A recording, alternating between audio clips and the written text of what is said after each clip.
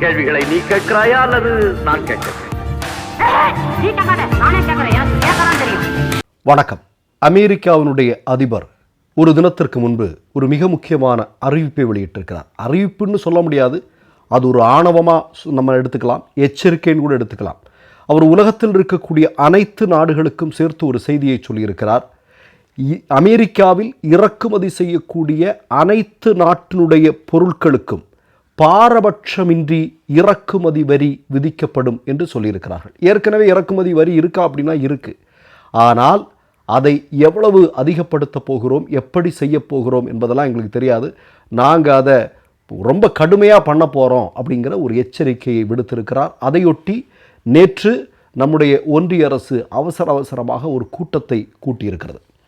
உங்களுக்கெல்லாம் நல்லா தெரியும், நம்முடைய பிரதமர் மோடியும் ட்ரம்பும் எவ்வளவு நெருக்கமான நண்பர்கள் என்று. ஆனால் இப்போது அப்படியா என்றால் தெரியல. ஏன்னா மோடி அமெரிக்காவிற்கு போகும்போது மோடியை பக்கத்தில் உட்கார வச்சுட்டு உலகத்திலே அதிகமான வரி விதிக்கக்கூடிய நாடு இந்தியா அப்படின்னு சொன்னார். மோடி அப்படி விழிவிதிங்கன்றதெல்லாம் நம்ம பார்த்தோம்.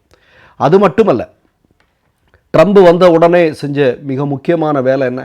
அதாவது மற்ற நாடுகளை சார்ந்தவர்கள் இல்லையா, போதிய ஆதாரம் இல்லாமல் குடியேறியவர்களை அந்தந்த நாடுகளுக்கு அனுப்பக்கூடிய விஷயம். அதில் இந்தியர்கள் எப்படி நடத்தப்பட்டார்கள், இது தொடர்பாக மோடி என்ன செஞ்சார் அப்படிங்கிறதெல்லாம் எல்லாருக்குமே தெரியும். அப்போ மோடியும் ட்ரம்பும் சந்திக்கும் போது இது தொடர்பான பேச்சுவார்த்தைகள் எல்லாம் நடக்கும்னு பார்த்தா அது எதுவுமே நடக்கலை.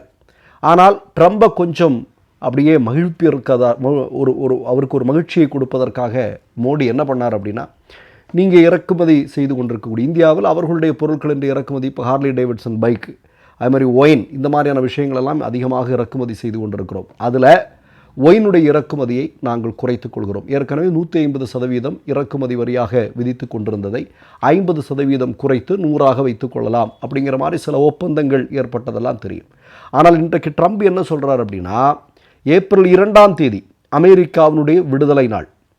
நாங்கள் இவ்வளோ நாள் சும்மா இருந்துட்டோம், ஆனால் இனி நடக்க போகிறதே வேறு. இது அவர் பிப்ரவரி முதல் வாரத்தில் இதே மாதிரியான ஒரு அறிக்கை வெளியிட்டார். அதுக்கப்புறம் மார்ச் முதல் வாரத்தில் ஒரு அறிக்கை வெளியிட்டார். இப்போ ஏப்ரல் 2 நாங்கள் உலகத்தில் இருக்கக்கூடிய அனைத்து நாடுகளுக்கும், எங்களோடு வியாபார தொடர்பு வைத்திருக்கக்கூடிய அனைத்து நாடுகளுக்குமே நாங்கள் பாரபட்சமின்றி இறக்குமதியை வரியை விதிக்கப் போகிறோம் என்று சொல்லியிருக்கு. இதனால் மிகப்பெரிய அளவில் பாதிப்படையக்கூடிய நாடுகளில் ஒன்று நீங்கள் பார்த்தீங்கன்னா நம்முடைய இந்தியா. இப்போ டாட்டாவினுடைய மோட்டார் வாகனங்கள் எல்லாம் அதிக அளவில் அமெரிக்காவில் இறக்குமதி செய்யப்படுகிறது.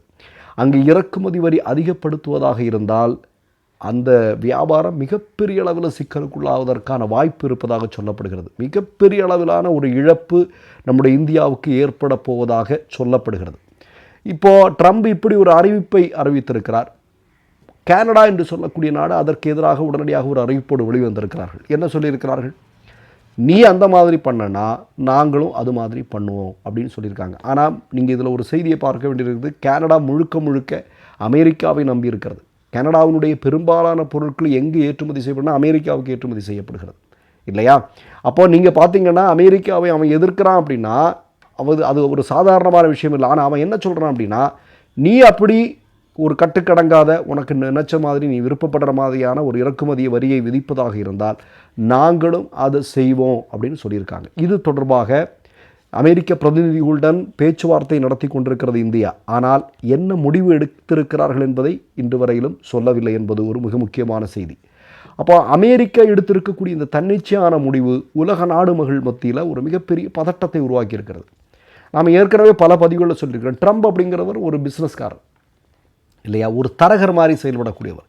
அவர் வந்தால் இதெல்லாம் தான் பண்ணுவார் அப்படிங்கிறது எல்லாருக்குமே தெரியும். அப்போ உலக நாடுகள் பரஸ்பரம் கொடுத்தும் வாங்கியும் இன்றைக்கு ஒரு ஒற்றுமையோடு செயல்பட்டு கொண்டிருப்பதை பார்க்க முடிகிறது. ஆனால் பெரிய அண்ணன் மனோபாவத்தோடு நடந்து கொண்டிருக்கக்கூடிய ட்ரம்பினுடைய இது மாதிரியான நடவடிக்கைகளால் ஒரு மிகப்பெரிய பதட்டம் உலகம் முழுவதுமாக இன்றைக்கு எழுந்திருக்கிறது. அதிலும் குறிப்பாக இந்தியா மாதிரியான நம்முடைய நாடு மாதிரி பல நாடுகள் மிகப்பெரிய பாதிப்புக்குள்ளாவதாக சொல்லப்படுகிறது. இந்தியாவினுடைய இன்றைய ஆட்சி செய்து கொண்டிருக்கக்கூடிய நம்முடைய பிரதமராக இருக்கக்கூடிய மோடி, சங்கிகளுடைய பாஷையில் சொன்ன 56 இன்ச்சு மோடி, அதே மாதிரி விஸ்வகுரு என்று சொல்லக்கூடிய மோடி, இது தொடர்பாக ட்ரம்பினுடைய இந்த நடவடிக்கைக்கு எதிராக என்ன முடிவு எடுக்கப் போகிறார் என்பதை உலகமே உற்று கவனித்து கொண்டிருக்கிறது. அப்போ நமக்கெல்லாம் தெரியும், இவர் அமெரிக்கா போகும்போது ஏதாவது ஒன்று பேசுவார், ஏன்பா நீ எங்கள் பிள்ளைங்களை இந்த மாதிரிலாம் பண்ண அப்படின்னு கேட்பாருன்னு பார்த்தா அதெல்லாம் கேட்கல.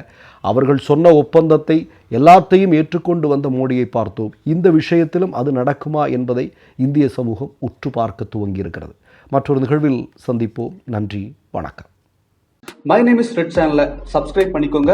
அதுக்கப்புறமா பக்கத்தில் இருக்கிற ஜாயின் பட்டனை கிளிக் பண்ணீங்கன்னா ஒரு நியூ பேஜ் ஒன்று ஓப்பன் ஆகும். அதுலேயும் ஜாயின் பட்டனே கிளிக் பண்ணிக்கோங்க. அதில் பார்த்தீங்கன்னா credit R debit card options இருக்கு. இதில் உங்களுக்கு விசா, மாஸ்டர் கார்டு, ரிப்பே அப்படின்னு 3 ஆப்ஷன்ஸ் கொடுத்துருக்காங்க. அதில் நீங்கள் எந்த கார்டு சூஸ் பண்ணுறீங்களோ அந்த கார்டோட நம்பர் என்டர் பண்ணிக்கோங்க. அப்புறமா கார்டோட வேலிடிட்டி மந்த் அண்ட் இயரை டைப் பண்ணிக்கோங்க. அடுத்தபடியா உங்க கார்டோட பின்னால சிவிசி கோடுன்னு சொல்லிட்டு 3 நம்பர்ஸ் கொடுத்துருப்பாங்க. அந்த நம்பரை இதில் என்டர் பண்ணிக்கோங்க. அப்புறமா அட்ரஸ் அண்ட் இன்ஃபர்மேஷன் என்டர் பண்ணிட்டு பைங்கிற பட்டனை கிளிக் பண்ணிக்கோங்க. ஒருவேளை உங்க கார்டு நம்பர் இன்வாலிட்னு காமிச்சிச்சுன்னா உங்க கார்டுல இன்டர்நேஷனல் யூசேஜை எனேபிள் பண்ணுங்க.